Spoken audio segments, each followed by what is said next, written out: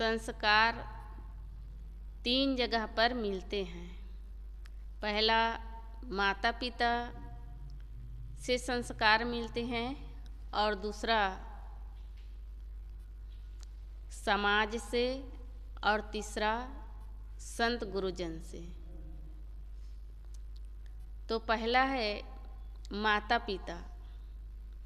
जिस घर में माता और पिता प्रेम से रहते हैं उस घर के बच्चे संस्कारी होते हैं, क्योंकि माता पिता ही प्रेम से नहीं रहेंगे, झगड़ा लड़ाई करते हैं, आपस में विवाद करते हैं, तो अब बच्चा कैसे संस्कारी निकलेगा।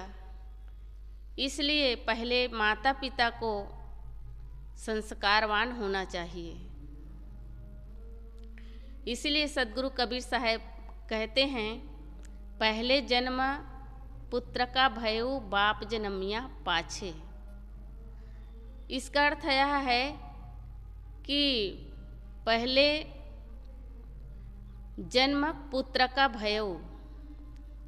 हर व्यक्ति पुत्र के रूप में जन्म लेते हैं, वही आगे चलकर पिता बनते हैं। जब उसका बच्चा होता है तब वह पिता होता है। तो जो बच्चा बचपन में अपने माँ बाप की सेवा करते हैं, उसके आज्ञा का पालन करते हैं और अपना जीवन अच्छा से जीते हैं, वही आगे चलकर जब पिता का रूप लेते हैं, पिता बनते हैं, तो वही अपने बच्चे को अच्छा संस्कार दे सकते हैं। तो पहला संस्कार माता पिता से मिलता है और दूसरा संस्कार समाज से मिलता है। आदमी जब बड़ा होता है तब घर से बाहर निकलता है, जैसे उसको मित्र मिलता है, साथी मिलते हैं, तो उसके साथ में खेलते हैं, रहते हैं, स्कूल जाते हैं। तो जैसे जैसे उसको साथी मिलते हैं, मित्र मिलते हैं, तो वैसे वह बच्चा बोलना चलना सीख जाता है। तो इसलिए पहले माता पिता को अच्छा रहना चाहिए। रामायण में बात आती है, उसमें कई संवाद है, लेकिन 3 संवाद की बात करते हैं। पहला संवाद है शिव और पार्वती संवाद। शिव और पार्वती संवाद में यहाँ पति और पत्नी का रिश्ता है और दोनों का संवाद है। भोलेनाथ भगवान ने माँ पार्वती को राम की कथा सुनाते हैं और उस कथा में धर्म की बात चलती है। तो जहाँ पति पत्नी में धर्म की चर्चा हो, संवाद अच्छा हो, तो वहाँ एक दूसरे को संभाल लेते हैं। क्योंकि जब भगवान भोलेनाथ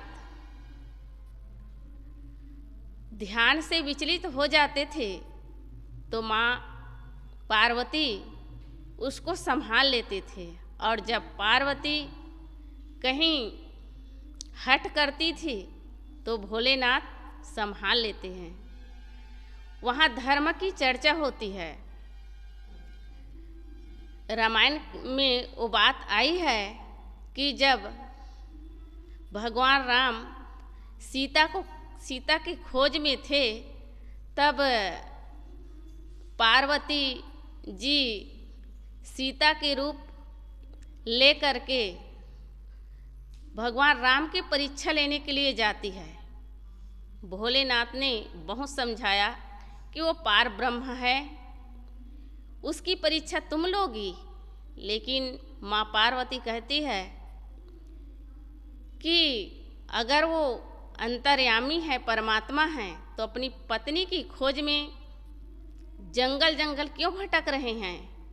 अगर परमात्मा है तो उसको पता नहीं है? मैं आपके बात को नहीं मानूंगी।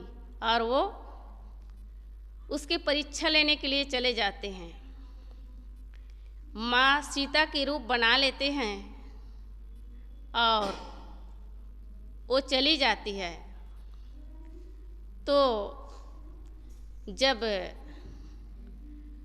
भगवान राम और लक्ष्मण चल रहे थे तो सामने से माँ पार्वती आती है और कुछ दूर जाकर के वो बैठ जाती है। वो समझती है कि भगवान मुझे नहीं पहचान पाएंगे, लेकिन नकल तो की लेकिन अकल नहीं लगाई, क्योंकि माँ सीता वो गंभीर थी, चलती थी तो कभी भगवान राम के आगे नहीं चलती, पीछे चलती थी। बोलती थी तो भी नम्रता से बोलती, सिर झुका करके बोलती, हाथ जोड़ करके बोलती थी। लेकिन माँ पार्वती तो परीक्षा लेने के लिए जाती है, लेकिन उसके बोल चाल को देख करके भगवान राम पहचान लेते हैं और कहने लगे कि माँ भवानी, भोलेनाथ कहाँ हैं? आप अकेली यहाँ कैसे आ गई? तो माँ पार्वती लज्जित हो जाती है। तो इस प्रकार से पति पत्नी में भी धर्म की चर्चा होना चाहिए। जब धर्म की चर्चा होती है तो उसके बच्चे भी धर्मवान होते हैं, आज्ञाकारी होते हैं। और जिस परिवार में पति पत्नी में लड़ाई झगड़ा होते हैं तो उनके बच्चे संस्कारी कहाँ से होंगे? वे दुराचारी बनेंगे, राक्षस की तरह बनेंगे, लड़ाकू बनेंगे। इसलिए अच्छे माँ बाप बने। एक पति पत्नी में बातचीत हो गई तो उस समय पति कहता है अपनी पत्नी से कि अजी, तुमने तो देखने में तो तुम्हारे शकल अच्छे हैं, लेकिन जिस प्रकार तुम्हारी शकल है उसी प्रकार तुम्हारी अकल होती तो कितना अच्छा होता। तो वो भी नम्रता से जवाब नहीं देती है। कहती है कि अगर तुम मेरे विवाह के पहले मुझे देखने गए थे तो क्या मेरे शकल देखे थे कि अकल देखे थे? तो वह कहने लगा कि अगर तुम्हारी अकल को जानता तो मैं क्यों तुमसे विवाह करता? मैंने तो तुम्हारे चेहरे को, शकल को ही देखा था। तब वो कहने लगी कि अगर मैं भी तुम्हें जानती तो तुम्हारे से विवाह करके तुम्हारे चक्कर में मैं क्यों पड़ती? तो इस प्रकार जो पति पत्नी में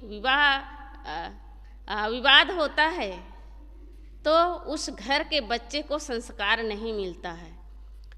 और दूसरा संवाद है कागभूषण और गरुड़ जी के रामायण में। तो वह है मित्र का संवाद, क्योंकि जिस मित्र से एक दूसरे का मन मिलता है, चित्त मिलता है, तो वह संगठित एक समाज बना लेता है और आगे बढ़ता है। और वो अपने जीवन में एक सामाजिक प्राणी होता है, चाहे वो साधना के पथ पर चले या चाहे राजनीतिक पथ पर चले। वो संगठित एक समाज बना करके चलता है और समाज का सेवा करता है, समृद्धि होती है, फिर वे आगे चलकर एक महान व्यक्ति बनता है। तो मित्र कैसे होना चाहिए? समबुद्धि वाले हो, बराबर समझ वाले हो, सोच वाले हो, तभी समाज में संगठित हो सकते हैं, आगे बढ़ सकते हैं। और वह मित्र एक दूसरे से उसका मन नहीं मिलता है तो वही मित्र फिर घातक हो जाता है।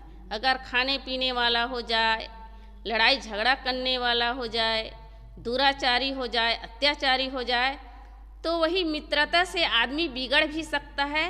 और अच्छे संगत मिल जाए, अच्छे मित्र मिल जाए तो आदमी सुधर भी सकता है। और तीसरा संवाद है गुरु शिष्य का, वह है भरद्वाज और याज्ञवल्क का। याज्ञवल्क और भरद्वाज के संवाद में यह गुरु शिष्य का संवाद है। संत अच्छे भी हो सकते हैं और संत खराब भी हो सकते हैं। अगर संत अच्छे हैं तो अच्छी बात बता करके मनुष्य को सारे भ्रम से हटा करके ज्ञान की बात बता सकते हैं और उसे अच्छे रास्ता पर ले जा सकते हैं। और गुरु भ्रमित है तो नाना भ्रम में उलझा करके अपने शिष्य की बुद्धि को भ्रमित कर देते हैं। जब मनुष्य की बुद्धि भ्रमित हो जाती है तो सच्ची बात है उसको समझ नहीं पाते हैं और अपने जीवन में गलत काम करके वह बदनामी भी हो जाते हैं और संसार में उलझ करके दुख पाते हैं। इसलिए हम अपने जीवन में